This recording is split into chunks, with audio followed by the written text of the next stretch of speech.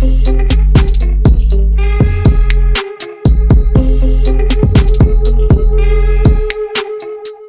right, so in this next section, we're going to be talking about how to find roofers and subcontractors. Now, kind of as we progress through, we're going to be spending more and more time and giving you more and more tips and tricks, again, lowering the overhead and increasing profit for the company. So when it comes to finding roofers or subcontractors, you're going to have to figure out the first thing first is, do you want to hire in-house guys or do you want to hire subcontractors? Now, again, if you're wanting to build this massive company and do $20 million a year your first year and stuff like that, some of you guys may want to go out and get these big business loans, and I'm going to talk a little bit about all this stuff, you know, in the future on building out your business kind of as we progress through. The beginning part is, again, just giving you an overview just so you kind of get a base knowledge of some of this stuff.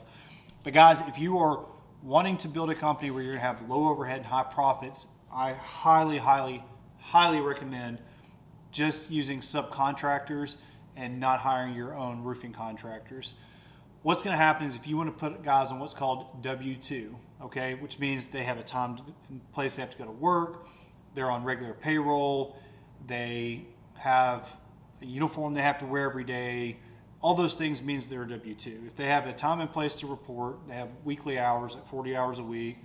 If you work more than 40 hours a week, then you're going to pay them overtime, like what you typically would see in a normal job. That's really, really expensive. When you bring those people on, you're going to have to pay for a salary or an hourly wage. You're going to have to pay insurance. You're going to have to pay workers' comp. You're going to have to pay general liability. You're going to have to pay a portion of their payroll tax. It's just, there's a lot you're having to pay for. So I'm not going to go into a lot of it because I don't want to see you guys do that. If you're wanting to follow our plan and again, make more profits. So just forget about trying to hire your own in-house guys and just hire subcontractors. 5 years down the road, you might call me and say, hey man, I figured it out. I want to hire my own in-house guys and this is why I did it. That's great. But for now, when you're first starting your company, do not do it. Just go ahead and find subcontractors. So what I mean by subcontractors are 1099, not employees, but 1099 contractors, okay? What a 1099 is basically everything a W-2 is not. You can't tell them a time and place to be there. You can't give them regular working hours.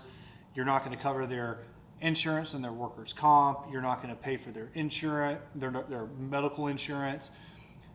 None of that stuff is going to apply. What you're going to do is you're going to find some guys. I'm going to kind of teach you in some of the other videos on how to actually find these people.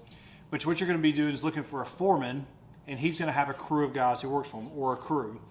So basically you're going to have one guy who has 5, 8, 10, 20 roofers who work for him, and you're going to write him a check at the end of the job. So that's what you refer to as a subcontractor.